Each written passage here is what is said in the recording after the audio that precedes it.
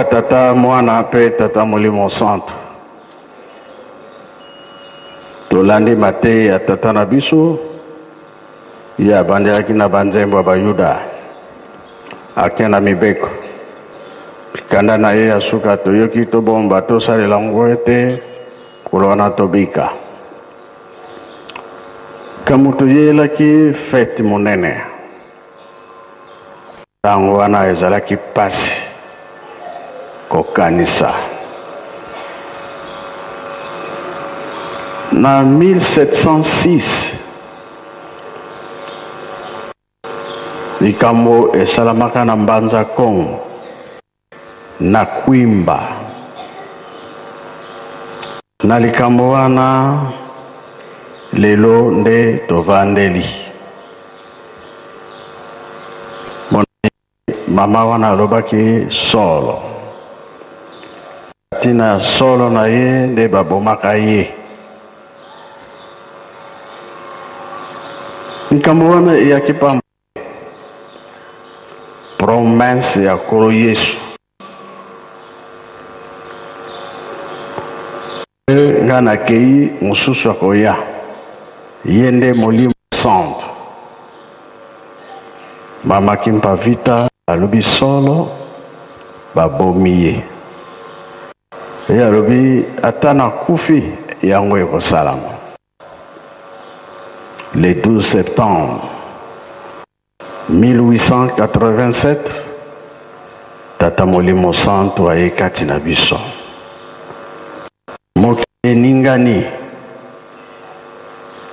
pamba te maloba ya nkolo eyokani. 1910 étoile emonani na Afrique bakolo balobike likambo oyo ememaka bukonzi ya Nzambe. Na 1914 gere bandi pona nini oyo elobaki nkolo Yesu tata Molimo Santo aboti mwana liboso kisolokele oyo elobamaka sikoyo emonani bitumba yaka te eye kambo bakoko batata bamama baza kolanda koya ya Molimo Santo mbotama ya Nzambe ya liboso na 1914 elani nini na 1916 dialungana oyo lokolo Yesu alobaki koya na ye mbala mibale na mokili kambo wana bazoya epa nani kaka na biso libondele ya Kolo Yesu asengi na tata na ye bokonzi ya likolo eya ekita na awa na se toloba tozali bana mapamboli esili te na 1918 toujours tata Molimo Santo aboti mwana tata diangenda kuntima oyo ezali ke bango misato bayekati na biso kamo tata Nzambe fo elakisa bokasi soki bokasi ezali te ezali ya pamba. Kolo Yesu kuna na Bayuda lakisaki bokasi na ye Yuda teki ye Yuda sikoyo alakisike ye wana place bakangelaki ye Pierre Petro akati litoi réponse Kolo Yesu toye pona bitumba te zongisa ye moko akamati litoi azongisi force soki kobunda biso te tokobunda toye mpona bitumba te nde moko tata Simon Kimbangu 21 bakangi ye bamemi ye na Mbanza Ngungu avant akoma na Mbanza Ngungu bandeko na biso bandibu batelemi na nzela na minduki po bayoki sango ye moko tata Simon Kimbangu adepeshe ake kopekisa bitumba te sino mosala ekobeba nyonso wana baza kolakisa bokasi keza mpona bitumba te mission oyo toyeli eza ya kobunda te ya koswana te nini te toye kobikisa force mpe baforce ya liboso balakisaki kolakisa te baza bato ya ndenge mosusu kuna na bayuda kolo Yesu aza kokende mingi mpe ya Lazare azalaki na ndeko na ye ya mwasi sikawa Lazare abeli ndeko na ye alobi sengeli nkolo aya kobikisa ye aye te Lazare akufi asali 3 jours après kolo Yesu aye ndeko aleli soki yo ozalaka ndeko na nga nde akufi te kolo Yesu alandaki likambo te alobi sikoyo otie wapi osito tie na libulu na libanga kuna tokende si abebi 3 jours nzoto wana eza susu malamu te kolo ya insiste bakei alobi longola libanga balongoli libanga tomboli loboko likolo abengi ye 3 fois Lazare ye wana abimi mutu ya kopola force tala na mokili nani mutu wa 3 jours azongisi ye bomoi awa na nkamba mama Dina auti na tumba 3 jours anzela to abebi apoli tata Simon Kimbangu azongisi nani azongisaka mutu se akufi apoli apesi ye lisusu bomoi na mokili mibale kaka bato bakufi balamusi bango likambo eza toza kolanda nde mutu ye Simon Kimbangu azali nani likambo te yo mutu yebi ntina likambo po toza kokende makambo ezali ndenge nkolo alobaki ete oyo eza na Bible makambo oyo bote yango bana na bino bateya bana na bango kaka bongo na bongo bokoyoka makambo ebele kasi oyo nkolo Yesu oyo tata Simon Kimbangu yango bokolanda mokili ekoningana pasi ekozala boso alobelaka yango nkolo Yesu tata Simon Kimbangu aye kolobela yango bamvwala misato lelo oyo toza na kati ya mpasi omona kuna ekwei bitumba ezali kuna okomona ke bokoyoka kuna mai matoni mbula ebeti kuna sanva bamboka ekoti kati na mai kuna bokoyoka tremblement mabele ezali koningana oyebaki ete tokomi na suka ekeke ya mine kuna Nzambe nde akobimisa force na ye kelaki yango batata na bakoko na biso biloko nyonso ezali moto na moto azala na mayele kobima tashe ya mabe te epai ya tata nzambe liboso ya tata nzambe. Toyebi ke tozali bapaya tozongaka epai ya tata na biso tokufaka kasi bazo biso tomema batashe ya mabe te epai tokendaka. Liwa nyonso ekokuta yo ozala pote okota na nkembo na ye ya likolo. Pasi ezali bisengo mpe ezali lobiko mpe ezali kaka na 21 amemi tata Simon Kimbangu na Banzangungu le 12 septembre sambisi basambisi akoti prison. Le 3 octobre boloko ya liwa condamné à mort. Zalaka batu na ndeko wana soki bayoki ke ndeko na bango condamné à mort. Ah, salaka pasi boloko ya liwa tokomona ye lisusu te. Makanisi ezalaka mingi chef de famille akei et surtout ye moto azalaki ke asali mosala na nkamba mokili eningani bato baza koya kozwa mapamboli kasi akangami akei. Sikoyo otikeli biso nini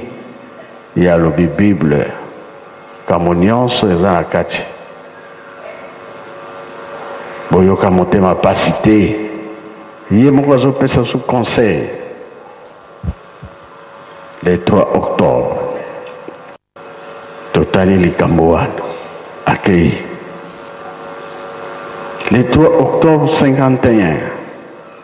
30 ans na ye ndenge bayokanaki na nkolo ekokani. Le 4 lokola lelo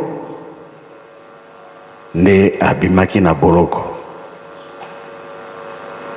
Zonga nga na kozonga te. 30 ans wana nde bayokanaki na nkolo kasi na biso na leta azakaka na boloko. Le 4 azongi te. Le 12 octobre aye kotika biso likambo wana balobelaka te ke abima na boloko. Tobundi 2011 révision ya procès esalami. Asalaki nini yo leta oyo bokangelaki ye? Basali enquête eloko ya mabe asalaki emonani te. Nde baye kobimisa ye na Mbanzangungu. Pamba te ekangamaka na Mbanzangungu efungwame mpe na Mbanzangungu. Toza kolanda nde programme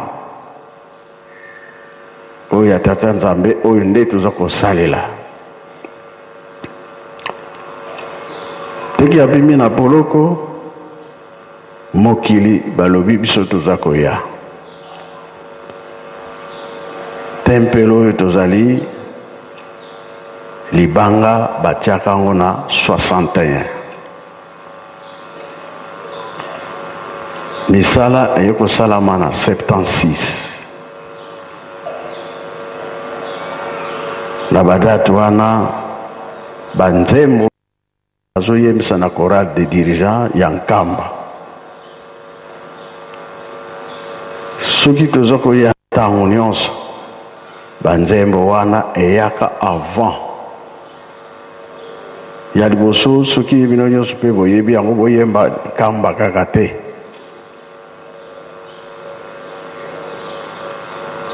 Oya liboso tokokumisa Simon Kimbangu oyo ezwama na Kisangani oyo napesaka mingi soki bozali oyembi ya mibale tokendeni na mboka Nkamba Yerusalem. Pona nini makambo botongi toza nango depuis 76 banzembo mibale ya Kisangani so pesinga banzembo wana nga nalobi matei na ngai ezwi esika parce que dani ayebaka ke tokoya kotonga ndako oyo na 76 bie tokotonga Yerusalem. Donc chorale des dirigeants kaka lobi nalobaki na bino naza na esengo oyo bakangelaka biso na 4400 ans bowumbu ya poso mwindo pamba te likambo babombaka yango babatelaka yango likambo kobatela famille ezalaka makasi soki bobosani bokoko ya famille na bino bobungi nzela kobatela nde eleki biso nde toza kobatela likambo na biso oyo ya tata Simon Kimbangu pamba te doctrine tozokende maleme likambo ya doctrine na ntango ya nkolo Yesu ewumelaka 3 siècles mobimba 300 ans et 25 ans nde likambo ye kobima. Les dirigeants soki boza prêt tout nzembo ntina nini tozoyela na nkamba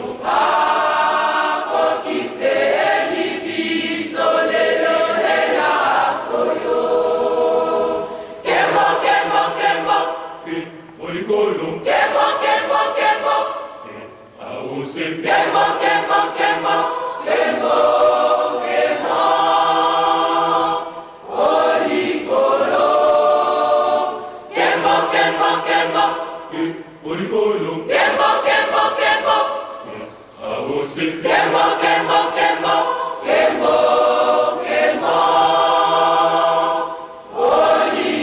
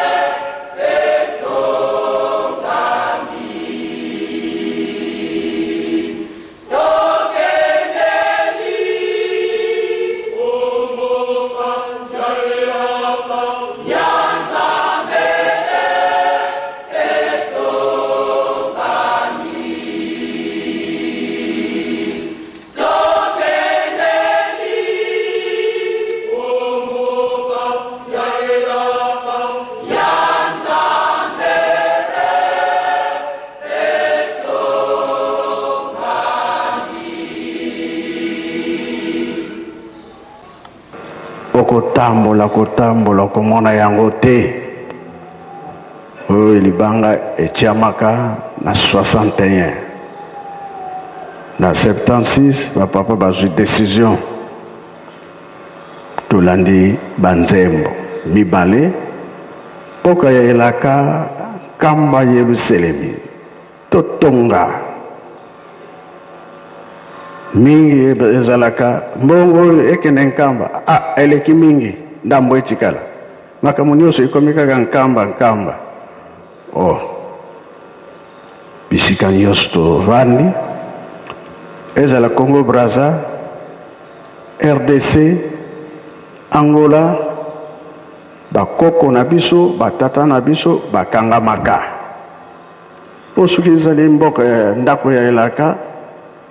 tempelo oyo na makanisi ya kokanisa 37 000 familles totongi yango mpona bango makanisi ya 37 000 familles kati tempelo nde elaka ekokanaki banani basali yango biso moko ete mosusu te mokili mosusu te biso moko totongi yango na maboko kobanda na fondation ti likolo kosimba na maboko pasi ya bakoko na biso mpona kokanisa